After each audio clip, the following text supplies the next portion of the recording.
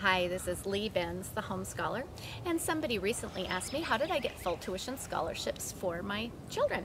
And I talked briefly about testing and how important testing is, but there's another piece of the puzzle there with getting big scholarships, and it had very little to do with me, actually. And the way that you get big scholarships is to include delight-directed learning in your homeschool. Because what colleges are looking for is a child that has something that's very interesting to them, something that is in fact so interesting that your child was able to do that for the whole 4 years of school, and maybe they became in a leadership position in the thing that they enjoy doing. And so encouraging delight-directed learning is one of the best things that you can do to get them a full tuition scholarship.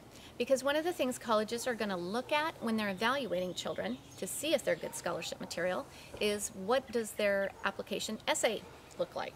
And if you have a lot of delight-directed learning, then your child is going to have a lot of great experiences to pull from when they're writing this essay, and they're going to be able to write very specifically about the thing that they love.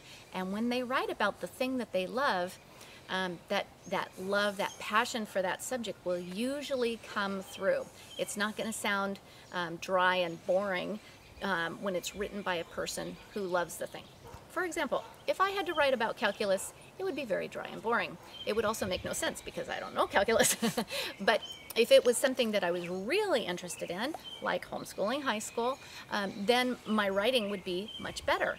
And that's what's going to happen when your child writes their application essay. The other thing is that that passionate interest that they have in whatever it is going to be sprinkled throughout their whole college application, not just on the essay, but it's also going to be some of the subjects that are on the transcript. It's going to be some of the activities that they get on their activity list. It's going to be demonstrated in the length of their reading list. They're going to be reading books or magazines about this thing that they love so much. And it's also going to be demonstrated in perhaps their volunteer work or their leadership positions.